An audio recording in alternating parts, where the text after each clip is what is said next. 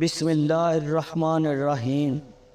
اپنے بچوں کا رشتہ کرتے وقت کنواری لڑکی سے رشتہ کرنا بہت بہتر ہے، کیونکہ حضور صلی اللہ علیہ وآلہ وسلم نے نکاح کے سلسلے میں کنواری عورت کو ترجیح دینے کے بارے میں تاکید فرمائی ہے۔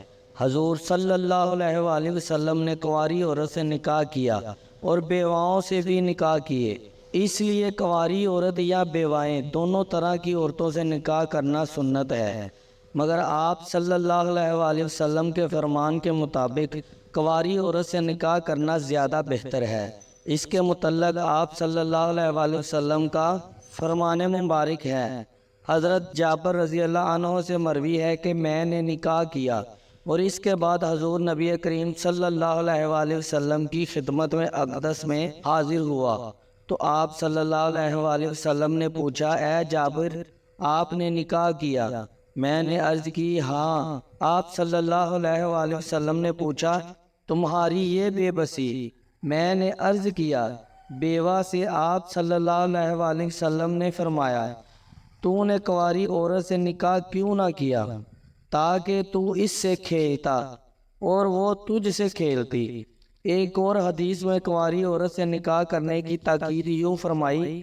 حضرت انس رضی اللہ عنہ سے روایت ہے کہ رسول اللہ صلی اللہ علیہ وآلہ وسلم نے فرمایا، جو اللہ تعالیٰ سے پاک صاف حالت میں ملنا چاہے اسے چاہیے کہ عزت دار عورتوں سے نکاح کریں۔ اور ایک اور حدیث میں کنواری عورت کی 3 خوبیاں بیان کی گئی ہیں۔ حضرت عبداللہ، حضرت عبد الرحمن بن سالم بن عتبہ بن عویمر بن سعید انصاری کے والد نے ان کے دادا سے روایت کی ہے کہ رسول اللہ صلی اللہ علیہ وآلہ وسلم نے فرمایا، ہماری لڑکیوں سے نکاح کیا کرو، کیونکہ وہ منہ کی میٹھی زیادہ بچے جننے والی عورت ہوئی، اس پر راضی ہو جانے والی ہوتی ہیں۔ اس حدیث میں کنواری عورت سے شادی کرنے کے بارے میں چند خصوصیات بیان فرمائی گئی ہیں جو بیوہ عورتوں میں نہیں پائی جاتی۔ ان میں ایک خوبی تو یہ ہے کہ کنواری عورت زیادہ بچے پیدا کرنے کے قابل ہوتی ہے، کیونکہ اس کے رحم میں حرارت زیادہ ہوتی ہے، اس لیے اس کے مرد کا مادہ تولید بہت جلد قبول کر لیتا ہے۔ لیکن یہ چیز محض ظاہری اسباب کے درجے کی ہے جو حکم الہی کے بغیر کوئی اہمیت نہیں رکھتی۔ ہماری عورتوں کی ایک نفسیاتی خصوصیت یہ بھی بیان کی گئی ہے کہ وہ تھوڑے سے مال و اسباب پر راضی و خوش رہتی ہے۔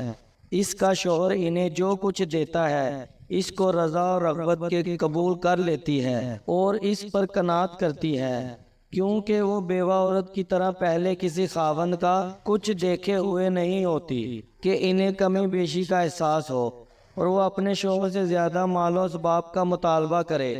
روایت ہے کہ رسول اللہ صلی اللہ علیہ وآلہ وسلم نے فرمایا، بیوہ کا نکاح اس وقت تک نہ کیا جائے جب تک اس سے اجازت نہ حاصل کر لی جائے، اور کنواری لڑکی کا نکاح اس وقت تک نہ کیا جائے جب تک اس سے اجازت نہ لے لی جائے۔ صحابہ کرام نے دریافت کیا کہ اے اللہ کے رسول صلی اللہ علیہ وآلہ وسلم، اس کی اجازت کیسے ہوگی؟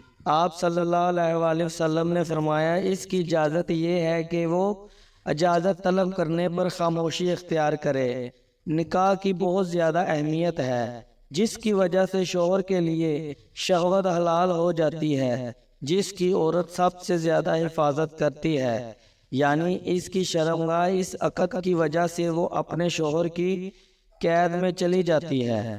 اس لیے اس کا دل اور قیام نے اجازت دی ہے کہ وہ اپنے شریک حیات کو دیکھ کر اس کا انتخاب کرے، کیونکہ اس کے ساتھ زندگی گزارنی ہے اور وہ اپنی رحمتوں اور خواہشات کو زیادہ اچھے انداز میں جانتی ہے۔